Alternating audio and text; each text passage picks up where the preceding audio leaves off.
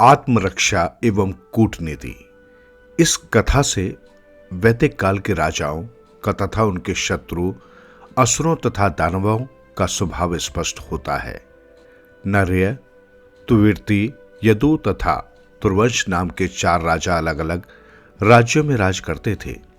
ये चारों राजा अत्यंत संयमी, शांतिप्रिय तथा लड़ाई झगड़ों से दूर रहने वाले थे। सद्गुणों से संपन्न अत्यंत धार्मिक व्यक्ति थे। इनके राज्य में चारों ओर शांति और व्यवस्था थी। प्रजा भी बड़ी शांति प्रिय एवं धार्मिक थी।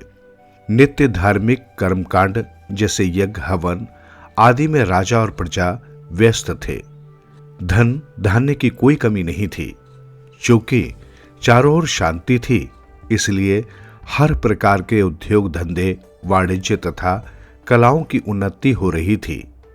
परंतु जैसे विष की एक बूंद दूध के पूरे कढ़ाई को विष तुल्य बना देती है, उसी प्रकार इन राज्यों की सुख और शांति, व्यवस्था और उन्नति शंबर नाम के विदेशी असुर शासक से देखी न गई। उसने अपने जैसे ही 3 और दुष्ट राजा पिप्रु, कुएव तथा शोषण एकत्रित किए तथा इन राज्यों पर आक्रमण कर दिया। शांति प्रिय राजाओं ने कभी सोचा ही नहीं था कि उन जैसे सात्विक एवं धार्मिक व्यक्तियों पर भी कोई आक्रमण कर सकता है। इसलिए न तो उन्होंने अपने राज्यों की सीमाओं की रक्षा करने की ओर कभी ध्यान दिया था और न अपनी सेनाओं को ही अधिक विशाल, शक्तिशाली, दृढ़ एवं अस्त्र शस्त्रों से पूरी तरह सुसज्जित करने के विषय में सोचा था। परिणाम ये हुआ कि चारों ही राज्य अपनी सीमाओं के अनेक भागों को खो बैठे।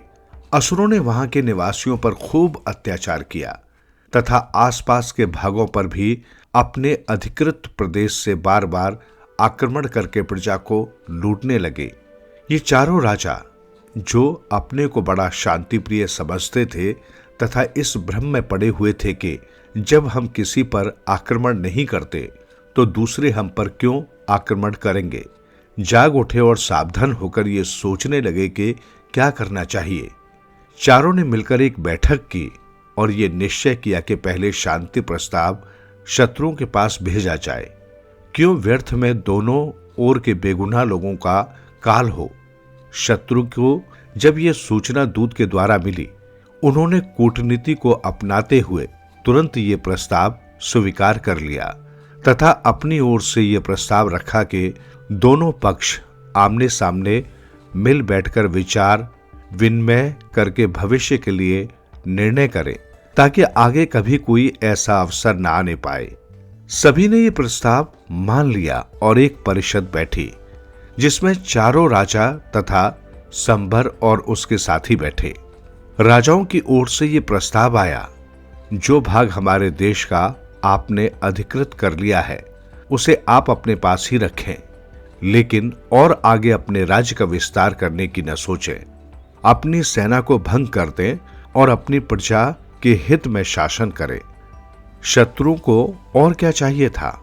उन्होंने सहर्ष स्वीकृति दे दी तथा कहा, यदि आप भी अपनी सेना भंग कर देंगे तो हम भी ऐसा ही करेंगे, बशर्ते कि आप अपनी भूमि प्राप्त करने के लिए जिस प्रकार हमने अधिकार कर लिया है, कभी आक्रमण नहीं करेंगे।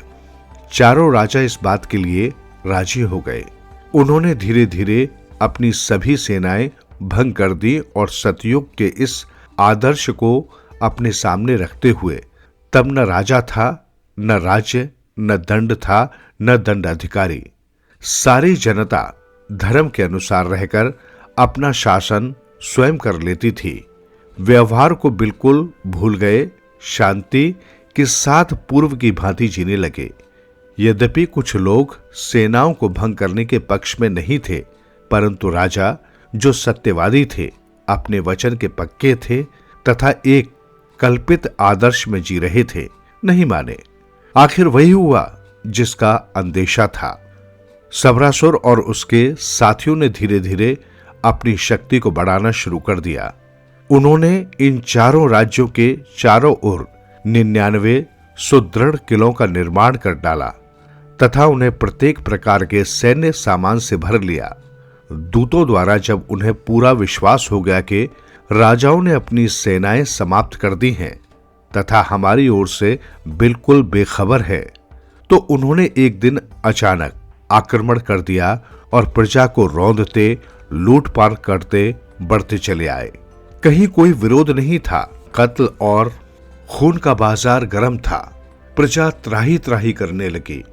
वो अपने अपने राजाओं को और उनकी नीतियों को कोसती कि जब चारों ओर दानव और असुरों का राज्य है और उनका स्वभाव तो दूसरों के कष्टों में, दुख में सुखी और प्रसन्न होना ही है, सिवाय छल कपट, झूठ और धोखा देने के अतिरिक्त वे और जानते ही क्या हैं, तो शांति और समझौता तथा दया और धर्म का चोला पहन लेना कहां तक उचित है।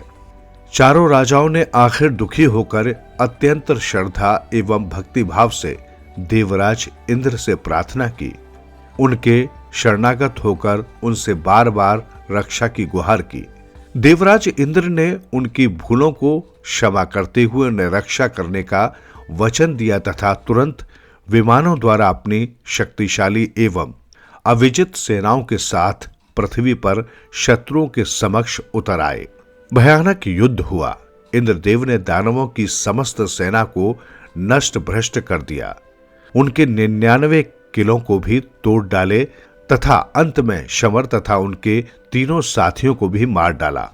पूरी तरह शत्रुओं का नाश करके राजाओं को उनके राज्यों का सभी भाग जो शत्रुओं ने जीत लिया था वापस दिला दिया और उनकी लूटी गई संपत्ति भी उनके पास वापस आ गई।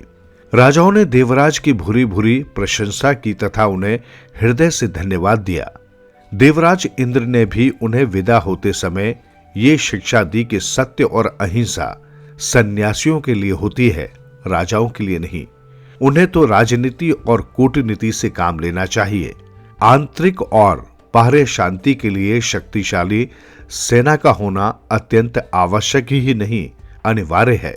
जब तक शत्रुओं से देश की रक्षा नहीं होगी, किसी प्रकार का भी विकास तथा उन्नति असंभव है। अतः सैन्य शक्ति का संग्रह करने में कभी भूल नहीं करनी चाहिए। राजाओं ने भी इस सलाह को मानते हुए क्रियात्मक रूप से इसे अपनाया। ये कथा पूरी तरह हमारे देश पर लागू होती है। चीन का तिब्बत को हड़पना तथा पाकिस्तान का कश्मीर के बहुत बड़े भाग को युद्ध द्वारा अधिकृत कर लेना हमारी राजनीतिक दुर्बलता की द्योतक है। उत्तर पूर्व में भी यही दशा है। बांग्लादेश, बर्मा और नेपाल में हमारे शत्रुओं के अड्डे बने हैं और हमारे लोग मारे जा रहे हैं, लेकिन हम कुछ नहीं कर रहे हैं।